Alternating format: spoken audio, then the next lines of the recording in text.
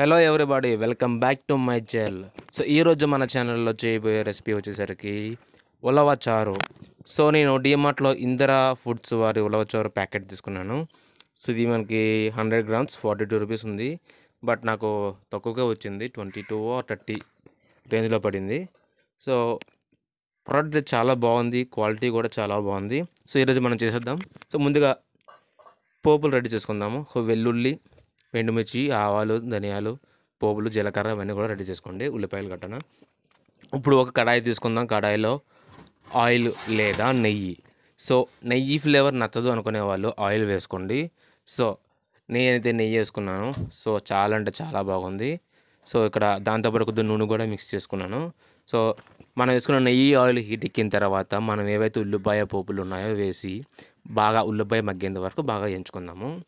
So మనకి ఇక్కడ main చాలామంది ఉల్లిపాయ వేసుకోరు, ఓన్లీ తాలింపు మాత్రమే పెట్టుకొని వాళ్ళకి నచ్చిన విధంగా పలచగా కావాలంటే పలచగా, చిక్కగా చిక్కగా ఉలవచారుని మరిగించుకుంటారు అంతే. ఇక్కడ నేను ఉల్లిపాయ ఎందుకు యాడ్ చేశానంటే మధ్యలో అక్కడ ఉల్లిపాయ తగులుతూ ఉంటే మంచి టేస్ట్ వస్తుంది కాబట్టి వేసాను.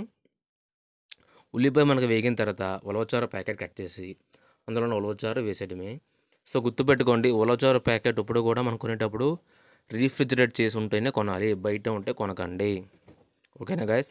అప్పుడు ఏదైతే ప్యాకెట్ ఉందో ఒక చిన్న గ్లాసు వాటర్ వేసి ప్యాకెట్ని బాగా షేక్ చేసి ఆ వాటర్ ఇందులో మనం కలర్ యాడ్ చేసేద్దాం.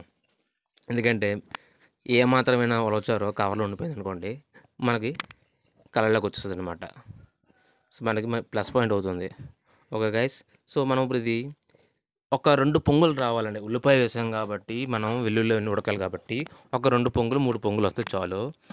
సో మనకు ఉడిపోయినట్టే. యాక్చువల్గా ఉల్లిపాయ కానీ వెల్లుల్లి కానీ వేయకపోతే జస్ట్ హీట్ ఎక్కితే చాలు, మరిగితే చాలు, మనకి ఉలవచారు తయారైపోయినట్టే. ఇది మనకు ఉడికేటప్పుడు మన ఇళ్ళల్లో చేసుకునే ఉలవ కొట్టు ఉంటాం కదండి. సో ఆ స్మెల్ అయితే వస్తూ ఉంటుంది.